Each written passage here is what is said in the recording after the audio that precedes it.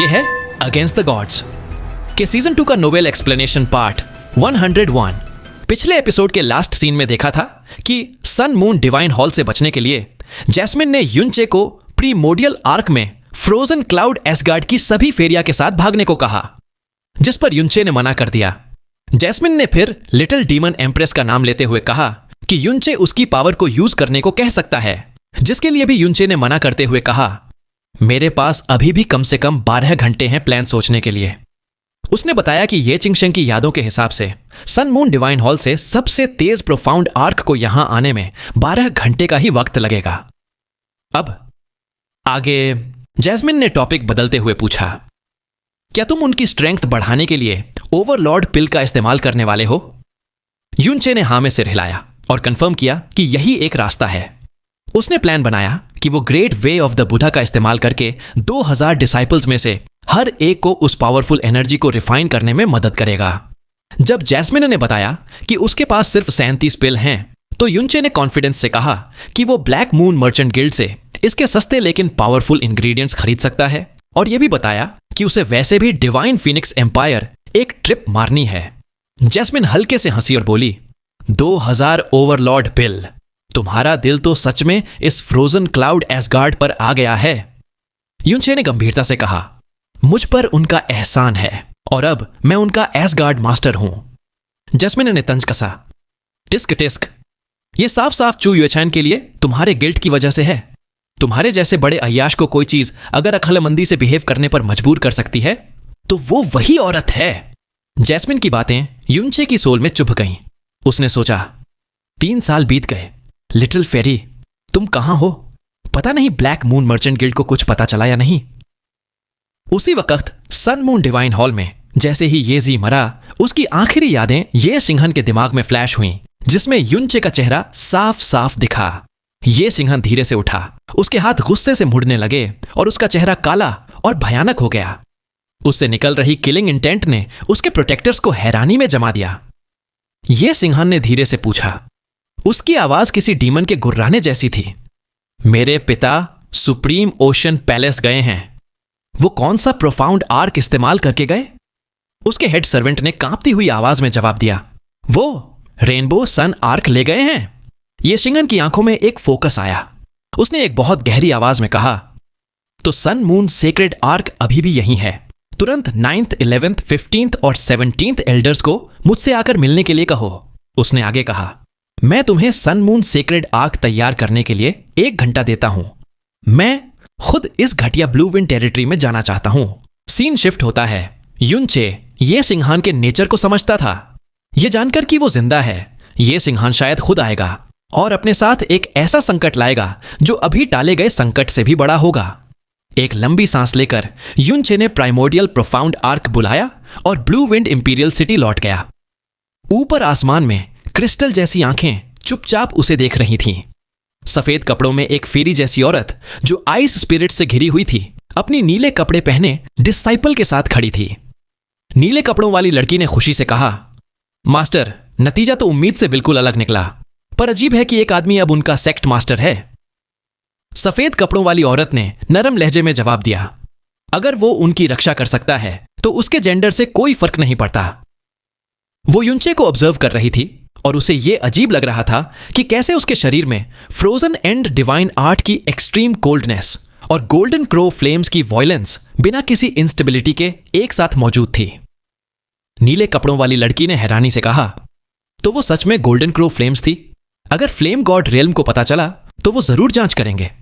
अचानक सफेद कपड़ों वाली औरत का एक्सप्रेशन गंभीर हो गया। सफेद कपड़ों वाली औरत ने कहा, क्या तुमने महसूस किया कि कोई हमें झांक कर देख रहा है? नीले कपड़ों वाली लड़की ने ना में सिर हिलाया। उसे यह नामुमकिन लगा। एक पल बाद सफेद कपड़ों वाली औरत का शरीर जोर से कांपा और उसने एक घूंट खून थूक दिया। नीले कपड़ों वाली लड़की घबराकर चिल्लाई, मास्टर, ये ऐसा क्यों है? आपको अभी आधे महीने पहले ही रिलैप्स हुआ था। सफेद कपड़ों वाली औरत ने शांति से अपनी आस्तीन हिलाकर खून के दाग साफ किए।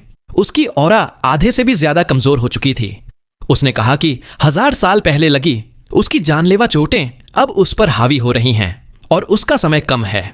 उसने अपनी डिसाइपल के फ्लेम गॉड रेल्म से मदद मांगने के सुझाव को मना कर दिया। ये कहते हुए कि इस लोअर रेल्म की गंदी ऑरा उसकी हालत को और बिगाड़ रही है। उसने हल्के से आहें भरी, उसने अपनी डिसाइपल का हाथ पकड़ा और वो एक प्रोफाउंड फॉर्मेशन में ऊपर उठकर गायब हो गए। उनके गायब होने के बाद जहां वो खड़े थे वहां जैस्मिन अपीयर हुई। Snow song realm. तभी कहूं फ्रोजन एंड डिवाइन आर्ट जाना पहचाना लगा। लगता है ये बिना आइस फिनिक्स की सोल के आइस फिनिक्स गॉड इन्वेस्टिगर कैनन था। वो धीरे से हंसी और गायब हो गई। ब्लू विंड इंपीरियल सिटी के ऊपर पहुंचकर युनचे की भौहें सिकुड़ गईं। उसने जमीन में एक नया विशाल गड्ढा देखा जो किलोमीटर चौड़ा था और वहां एक सॉवरेन प्रोफाउंड रेल्म एक्सपर्ट की ऑरा अभी भी मौजूद थी। शहर की दीवार पर फंग युनली ने खुशी और जज्बात से भरी आवाज में चिल्लाया, लॉर्ड प्रिंस कंसॉर्ट, आप वापस आ गए। युनचे नीचे उतरा और पूछा, जनरल फेंग, यहां क्या हुआ? फंग युनली ने जल्दी से जवाब दिया कि उसके जाने के लगभग 1 घंटे बाद डिवाइन फीनिक्स के सिपाहियों की एक और टुकड़ी ने हमला किया था। उसने समझाया कि उनकी साउंड ट्रांसमिशन भेजने की कोशिशें फेल हो गई थीं, शायद इसलिए क्योंकि युनचे ऐसी जगह पर था जहां आइसोलेशन बैरियर था। युनचे यह सुनकर दंग रह गया। फिर उसे याद आया कि वो फ्रोजन क्लाउड सीक्रेट ग्राउंड्स में था। फंग युनली ने एक्साइटेड आवाज में कहा, लेकिन आपको चिंता करने की जरूरत नहीं है। आपकी तरह ही एक बेहद पावरफुल हीरो आया और वो असल में भी। तभी एक जानी पहचानी भारी आवाज जो सिसकियों से भरी हुई थी गूंजी, जीजाजी, जीजाजी। युनचे घूमा, उसका दिल खुशी से भर गया, लेकिन अगले ही पल उसे एक बड़ा झटका लगा। श्या युएनबा उसकी तरफ दौड़ता हुआ आ रहा था, जो पिछले 3 सालों में और भी विशाल हो गया था। अभी भी हैरानी में युनचे एक तरफ हट गया और श्या युएनबा दीवार का एक कोना तोड़ता हुआ गुजर गया। श्या युएनबा मुड़ा और रोने लगा, जीजाजी, आप सच में नहीं मरे। ये तो बहुत अच्छा हुआ। मुझे लगा था कि मैं आपसे सच में कभी नहीं मिल पाऊंगा। युनचे मुस्कुराया और उसके बाजू पर थपथपाया, जो स्टील जैसा सख्त महसूस हो रहा था। उसने कहा, मैं इतना पावरफुल हूं, इतनी आसानी से कैसे मर जाऊं? अब रोना बंद कर। श्या युएनबा ने जोर से अपनी आंखें पोंछी और मुस्कुराया, हां, मुझे तो हंसना चाहिए। कांग युए और बाकी सब देख रहे थे। वो युएनबा जिसने एक ही मुक्के से पूरी सेना को खत्म कर दिया था और युनचे के सामने रो हंस रहे बच्चे के बीच का कॉन्ट्रास्ट देखकर हैरान थे। कांग युए हल्के से हंसी और समझाया कि उनका बंधन बहुत गहरा और ना टूटने वाला है, क्योंकि वो बचपन से साथ पले बढ़े रिश्तेदार हैं। युनचे युएनबा की ऑरा में आए बदलाव से और भी ज्यादा शॉक्ड था। उसने पूछा, युएनबा, तुम्हारी प्रोफाउंड स्ट्रेंथ किस लेवल पर है? श्या युएनबा शर्माते हुए मुस्कुराया और बोला, मैं शायद पहले ही सॉवरेन प्रोफाउंड रेल्म के 6th लेवल पर पहुंच गया हूं। यह सच है। जैस्मिन ने तुरंत कंफर्म किया, इसकी करंट प्रोफाउंड स्ट्रेंथ सच में सॉवरेन प्रोफाउंड रेल्म के 6th लेवल पर है। युनचे सुन्न हो गया था। सिर्फ 3 साल में युएनबा टायरेंट प्रोफाउंड रेल्म के मिड स्टेजेस से सीधे सॉवरेन प्रोफाउंड रेल्म के मिड स्टेजेस तक पहुंच गया था। यह ग्रोथ रेट सोच से भी परे थी। युनचे के हैरान चेहरे को देखकर श्या युएनबा ने धीरे से कहा, मास्टर ने कहा कि यह मेरे टायरैनिकल एम्परर्स डिवाइन वेन्स की वजह से है। धीरे धीरे मुझे एहसास हुआ कि वो सच में बहुत ऑसम हैं। युनचे का मुंह टेढ़ा हो गया। उसने अपने दिमाग में गुर्राया, जैस्मिन, मेरे पास ईविल गॉड के प्रोफाउंड वेन्स हैं, रेज गॉड का आर्ट है, ड्रैगन गॉड, फिनिक्स और गोल्डन क्रो का ब्लड है, और मुझे लगता था कि मेरी ग्रोथ हेवन डिफाइंग है। युएनबा के टायरैनिकल एम्परर्स डिवाइन वेन्स के सामने यह सब कचरे जैसा कमजोर लगता है। जैस्मिन ने युनचे की नादानी पर तंज कसा और उसकी ओर श्या युएनबा की ताकत के बीच के मेन डिफरेंसेस समझाए। जबकि टायरैनिकल एम्परर्स डिवाइन वेन्स ग्रोथ पर फोकस करती थी, युनचे की ईविल गॉड और रेज गॉड की पावर्स उसे बर्जर्क प्रोफाउंड एनर्जी और एक सेक्रेड बॉडी देती थी। जैस्मिन ने बताया कि भले ही युएनबा अभी ज्यादा स्ट्रांग है, अगर दोनों सेम रेल में होते तो युनचे उसे आसानी से डोमिनेट कर देता। लेकिन जैस्मिन फिर सोच में पड़ गई। उसने इशारा किया कि युएनबा की ग्रोथ एबनॉर्मली तेज थी। उसकी डिवाइन वेन्स अभी पूरी तरह से अवेकन नहीं थी, फिर भी वो पहले ही मोनार्क रेल्म तक पहुंच गया था।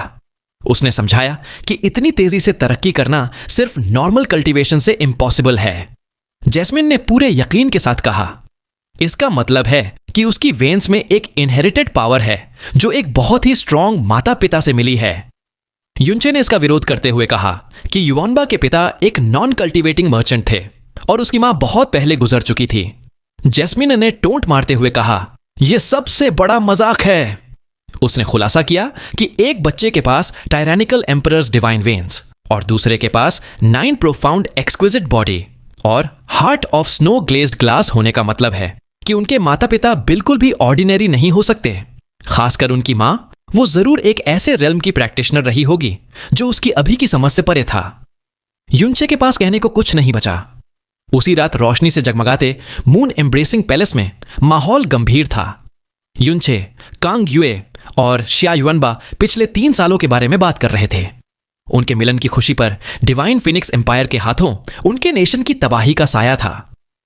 कांग युए ने युनचे से फ्लोटिंग क्लाउड सिटी में अपने परिवार से मिलने के लिए कहा, लेकिन उसने मना कर दिया। युनचे ने समझाया, फ्रोजन क्लाउड असगार्ड अभी खतरे में है। मुझे पहले उस सिचुएशन से निपटना होगा ताकि उन्हें और चिंता ना हो। फिर उसने एसगार्ड की हाल की परेशानियों को शॉर्ट में बताया, यह खुलासा करते हुए कि हमलावर सन मून डिवाइन हॉल था। शिया युअनबा अपनी जगह से उछलकर दहाड़ा। फिर से सन मून डिवाइन हॉल। 3 साल पहले ये सिंघन द्वारा युनचे को लगभग मार डालने की याद और अब उसकी बहन पर हमला, इन सब ने उसके अंदर एक कातिलाना गुस्सा उबाल दिया। युनचे ने शांति से कहा, यह सिंघन घमंडी है पर बेवकूफ नहीं। वो जानता है कि मैं जिंदा हूं और मैंने उसके प्लान्स बर्बाद कर दिए हैं। वो मुझे मारने आएगा और हो सकता है कि वो खुद आए। शिया युअनबा ने अपनी मुट्ठियां भींचकर ऐलान किया, यही तो मैं चाहता हूं। मैं उसका भेजा फोड़ दूंगा। युनचे ने ना में सिर हिलाया। उसने समझाया कि अगर युअनबा एब्सोल्यूट मोनार्क सैंक्चुरी के रिप्रेजेंटेटिव के तौर पर इसमें शामिल हुआ तो यह झगड़ा बढ़ जाएगा। इससे सभी सीक्रेट ग्राउंड का ध्यान उसकी बहन सिया किंग्यू के सीक्रेट पर जाएगा, जिससे वो और भी बड़े खतरे में पड़ जाएगी। युएनबा का दिमाग सिचुएशन की गंभीरता को समझते ही तुरंत ठंडा हो गया। शिया युएनबा ने चिंता से पूछा, तो फिर हम क्या करें? क्या बिग सिस्टर खतरे में है? युनचे ने उसे सांत्वना देते हुए समझाया कि किंग्यू की ताकत और समझदारी उसे सुरक्षित रखेगी। वो ज्यादा चिंतित नहीं था। उसे जैस्मिन की बातें याद थीं कि जिनके पास heart of snow glazed glass होता है उन पर हेवन की कृपा होती है। तभी युएनबा ने एक गोल्डन साउंड ट्रांसमिशन जेड निकाला और अपने master spiritual master ancient blue से कांटेक्ट किया, सन मून डिवाइन हॉल की किसी भी हरकत के बारे में पूछने के लिए। इससे पहले कि वो उसे वापस रखता, जेड एक जवाब के साथ चमक उठा। युनचे ने उस अर्जेंसी को महसूस करते हुए पूछा, उन्होंने क्या कहा? युएनबा ने गंभीरता से बताया, मास्टर ने कहा कि सन मून सेक्रेड आर्क 4 घंटे पहले हॉल से निकल चुका है। यह बहुत तेजी से ब्लू विंड नेशन की दिशा में बढ़ रहा है। युनचे की भौहें सिकुड़ गईं।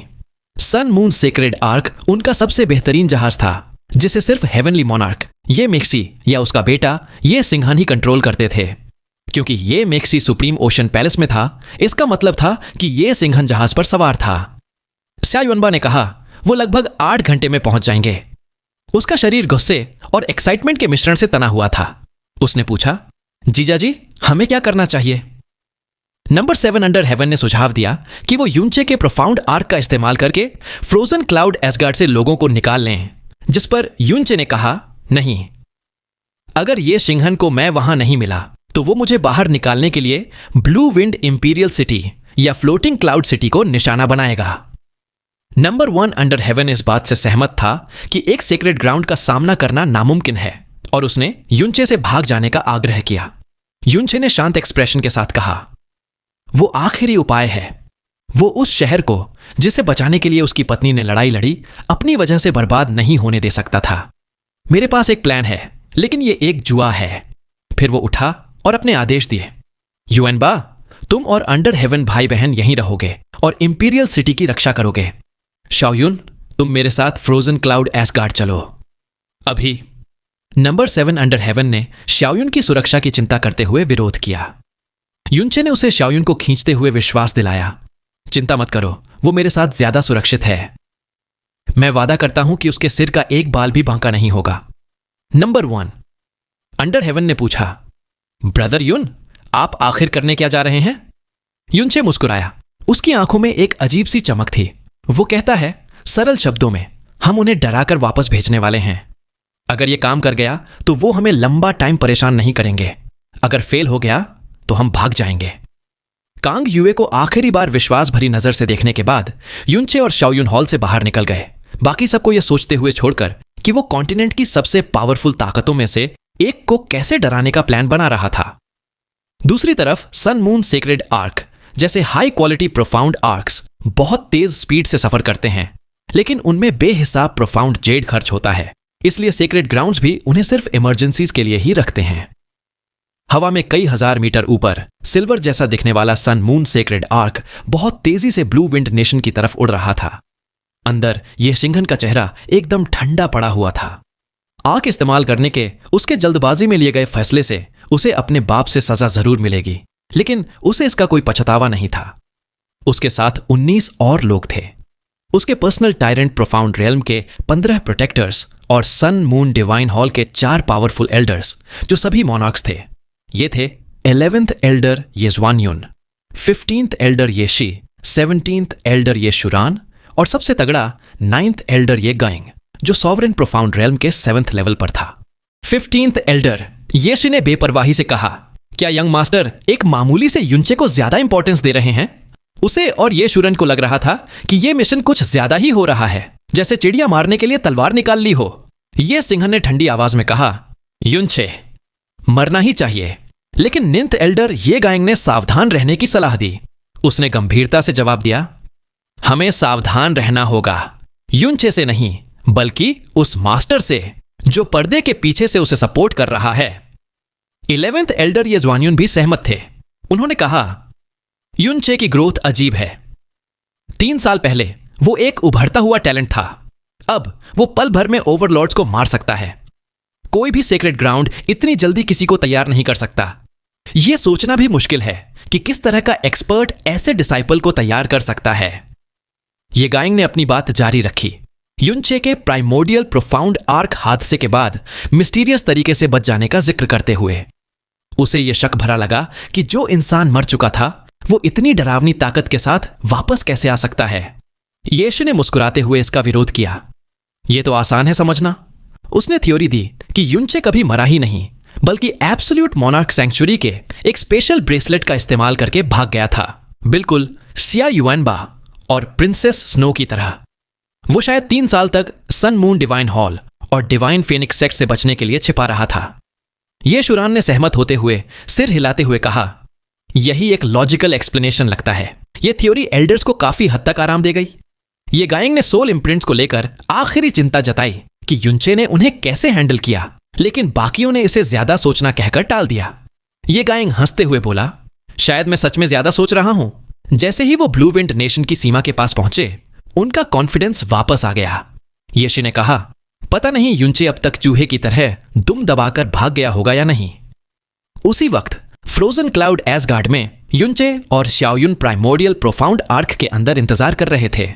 सन मून सेक्रेड आर्क के आने का टाइम कैलकुलेट करते हुए युनचे ने स्काई पॉइजन पर्ल से 2 एक जैसे कपड़ों के सेट निकाले। युनचे कहता है, शाओयुन जल्दी से ये कपड़े पहन लो। उन दोनों का बॉडी शेप लगभग एक जैसा था, इसलिए कपड़े शाओयुन को बिल्कुल फिट आ गए। जैसे ही शाओयुन ने वो एक जैसे कपड़े पहने, उसका शरीर युनचे से लगभग पूरी तरह मैच कर रहा था। शाओयुन ने चिंता से पूछा, बिग ब्रदर आप क्या करने वाले हो? युनचे ने सेटिस्फेक्शन से सिर हिलाया। ठीक है, अब बैठ जाओ, मैं तुम्हारा चेहरा बदलकर अपने जैसा बना दूंगा। उसने समझाया कि वो एक खास दवाई वाला डिस्गाइज इस्तेमाल करेगा, प्रोफाउंड एनर्जी से बना हुआ नहीं, जिससे किसी एक्सपर्ट के लिए भी इसे पहचानना लगभग नामुमकिन होगा। शाओयुन ने उलझन में पूछा, मुझे आपके जैसा भेष क्यों बदलना है? युनचे ने गंभीरता से जवाब दिया, क्योंकि जब सन मून डिवाइन हॉल आएगा तो तुम्हें मेरी पहचान इस्तेमाल करके उनका सामना करना होगा। जब शाओयुन झिझका, युनचे हल्के से मुस्कुराया और पूछा कि क्या वो डर रहा है। शाओयुन ने जोर से सिर हिलाते हुए ऐलान किया, डर नहीं लग रहा। युनचे ने आगे कहा, मैं तुम्हें अपनी जान जोखिम में डालने के लिए नहीं कह रहा। मैंने तुम्हारी 7th सिस्टर से वादा किया है कि मैं तुम्हें एक बाल भी बांका हुए बिना वापस लाऊंगा। फिर उसकी आवाज गंभीर हो गई, लेकिन रिस्क बहुत बड़ा है। यह सिंघन कम से कम 3 मोनार्क्स लाएगा। अगर हम फेल हुए तो अंजाम बहुत बुरा होगा। मैं प्लान डिटेल में समझाऊंगा और तुम्हें हर एक शब्द याद रखना होगा। शाओयुन ने एक गहरी सांस ली और हां में सिर हिलाया।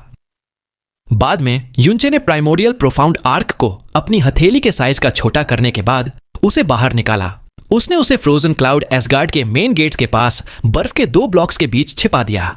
उसने सोचा कि आर्क की यूनिक स्पेस ट्रांसफरेबिलिटी उसके प्लान का एक अहम हिस्सा होगी और इसका अनडिटेक्टेबल एनर्जी सिग्नेचर इसे छिपा कर रखेगा। एसगार्ड के अंदर युनचे ने अपने एसगार्ड मास्टर कमांड का इस्तेमाल करके बची हुई 6 फ्रोजन क्लाउड फेरीज को बुलाया। उसने शांति से ऐलान किया, सन मून डिवाइन हॉल से लोग आ रहे हैं। वो लगभग 4 घंटे में पहुंच जाएंगे, जिनका लीडर ये सिंहान होगा और साथ में कम से कम 3 मोनार्क्स होंगे। क्या? मुरोंग चेंगशुए शौक से पीली पड़ गई। सन मून डिवाइन हॉल और मोनार्क्स शब्द किसी भी बुरे सपने से ज्यादा डरावने थे। युनचे ने उन्हें सीधा आदेश दिया, सभी डिसाइपल्स को यहां 2 घंटे के अंदर इकट्ठा होने को कहो। हम भाग नहीं रहे हैं, हम सब मिलकर उनका सामना करेंगे। चू युएली ने निराशा से आहें भरी। उसने कहा, उनका सामना करना खुदकुशी है। डिसाइपल्स को भागने दो जब तक वो भाग सकती हैं।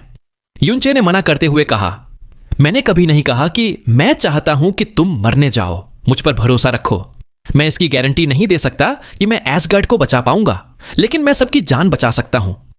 अगर सब प्लान के मुताबिक चला तो फ्रोजन क्लाउड एसगार्ड का एक नया जन्म होगा और कोई भी हमसे उलझने की हिम्मत नहीं करेगा।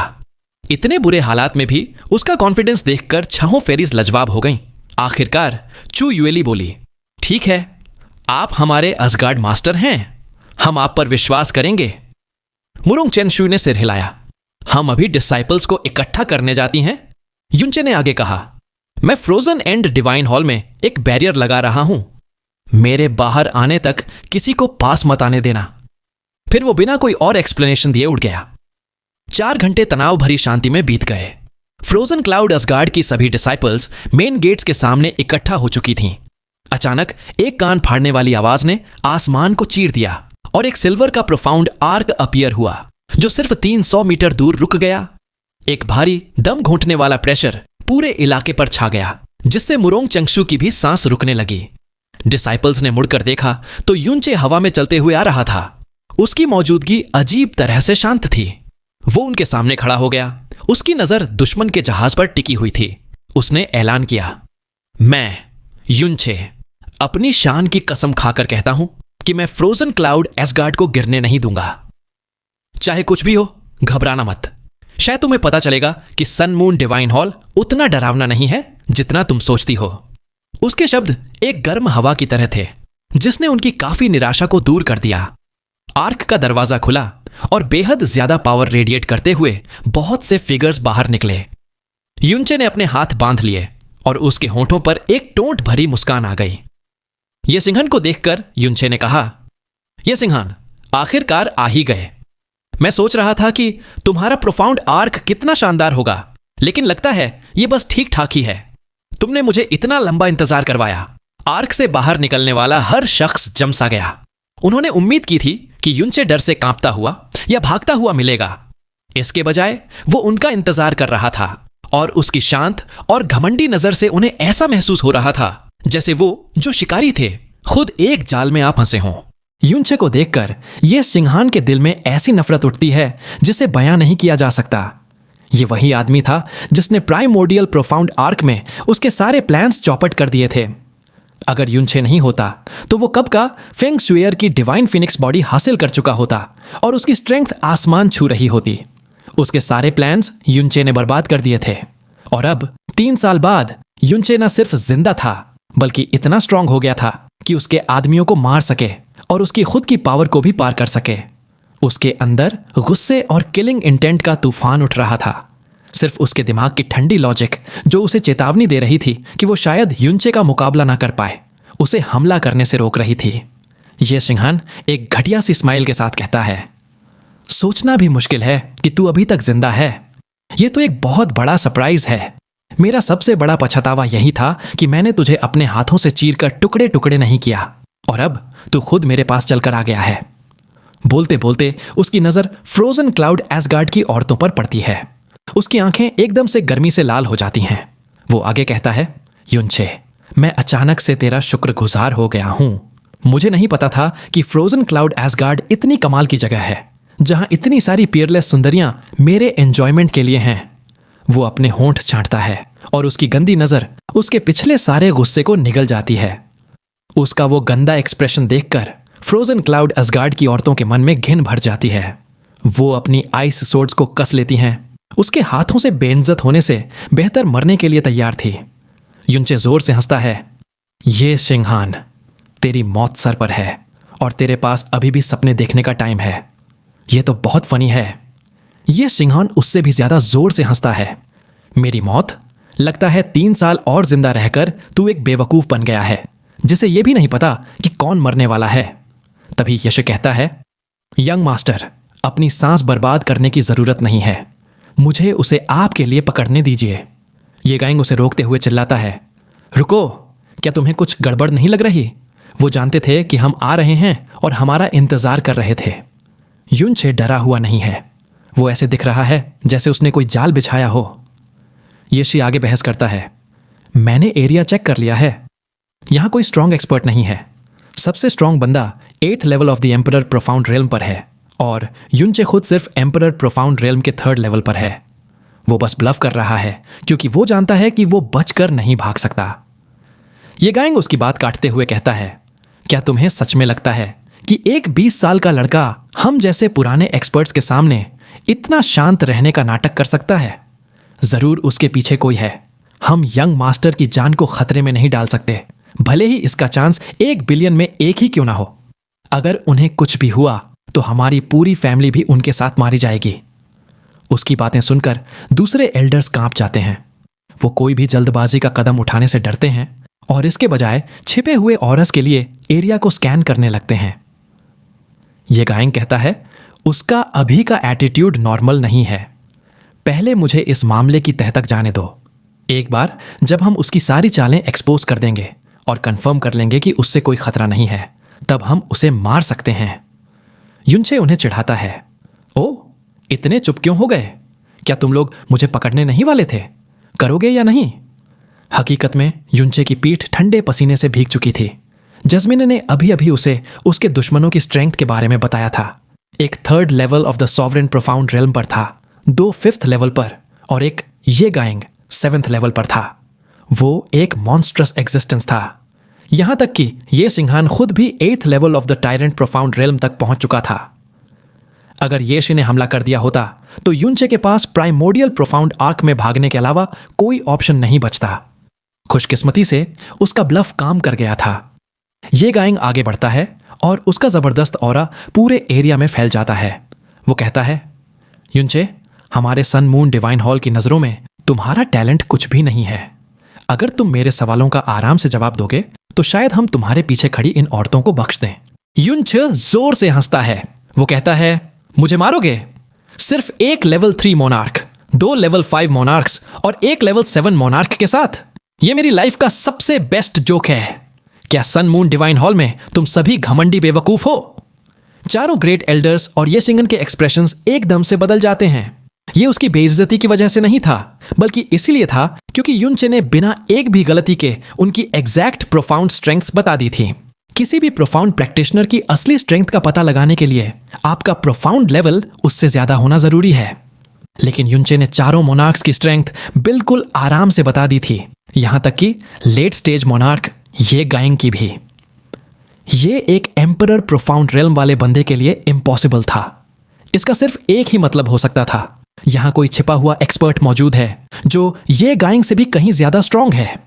उनका हल्का सा शक अब लगभग यकीन में बदल चुका था। ये छिपी हुई पावर अपनी प्रेजेंस को उनसे पूरी तरह कंसील कर सकती थी, जिसका मतलब था कि उसकी स्ट्रेंथ उनकी सोच से भी परे थी। वो युनचे की शांत उकसाने वाली स्माइल को घूर रहे थे और उनकी ये सोच कि वो ब्लफ कर रहा है अब पूरी तरह टूट चुकी थी। ये गाइंग अपनी घबराहट को दबाता है और एक रूखी हंसी के साथ कहता है, चलो अभी तुझे मारने की बात छोड़ते हैं। ऐसा लगता है कि तुझे हमारे आने के बारे में पहले से पता था। युनचे नफरत भरी हंसी हंसता है और 9th एल्डर को ऐसे देखता है जैसे वो कोई बेवकूफ हो।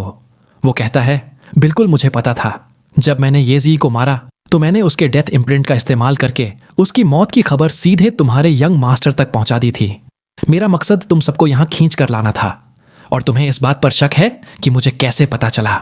सन मून डिवाइन हॉल के एक एल्डर की अकत्ल सच में हंसने लायक है।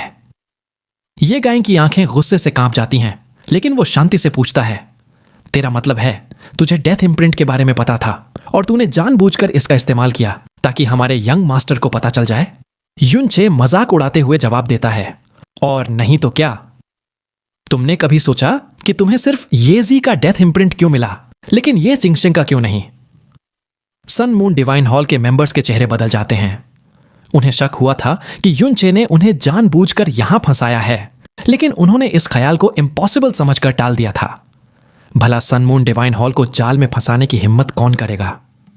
अब युनचे के मुंह से यह सुनकर उनके दिलों में एक गहरी बेचैनी बैठ जाती है। यह ज़ुआनयुन आगे बढ़ता है और ताना मारता है, तो क्या हुआ अगर तूने ऐसा किया भी? युनचे, तू एक कुएं का मेंढक है। तुझे लगता है कि तू अपने पीछे छिपे उस टीचर के भरोसे हमारे सन मून डिवाइन हॉल को चैलेंज कर सकता है? कितना नादान है तू। हमारी स्ट्रेंथ ऐसी है जिसके बारे में तू कभी इमेजिन भी नहीं कर सकता। युनचे की आईब्राउज थोड़ी नीचे झुकती हैं।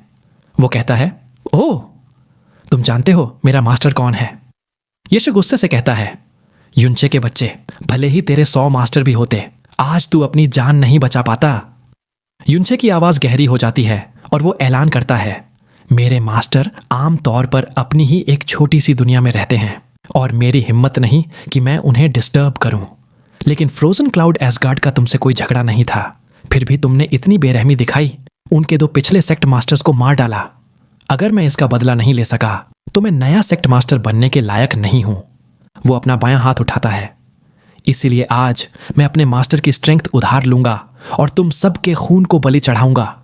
तुम्हें जल्द ही पता चल जाएगा कि असली कुएं का मेंढक कौन है। जब मेरे मास्टर आएंगे तो इतना मत डर जाना कि तुम्हारी पैंट गीली हो जाए और तुम इस साफ सुथरी स्नो को गंदा कर दो। जैसे ही उसके शब्द खत्म होते हैं, युनचे के शरीर से एक लाइट चमकती है और वो पूरी तरह गायब हो जाता है। उसका फिगर और प्रेजेंस दोनों ही गायब। सभी मोनार्क्स बुरी तरह से शॉक्ड हो जाते हैं। उनकी जबरदस्त पावर के बावजूद उनकी स्पिरिचुअल परसेप्शन, जो पूरे एरिया को कवर किए हुए थी, उसे डिटेक्ट नहीं कर पाई। वो उनकी आंखों के ठीक सामने से गायब हो गया था। येशे हकलाते हुए कहता है, ये क्या हो रहा है? ये गायें की भौहें सिकुड़ जाती हैं। उसे युनचे के शब्द याद आते हैं, मेरे मास्टर आम तौर पर अपनी ही एक छोटी सी दुनिया में रहते हैं।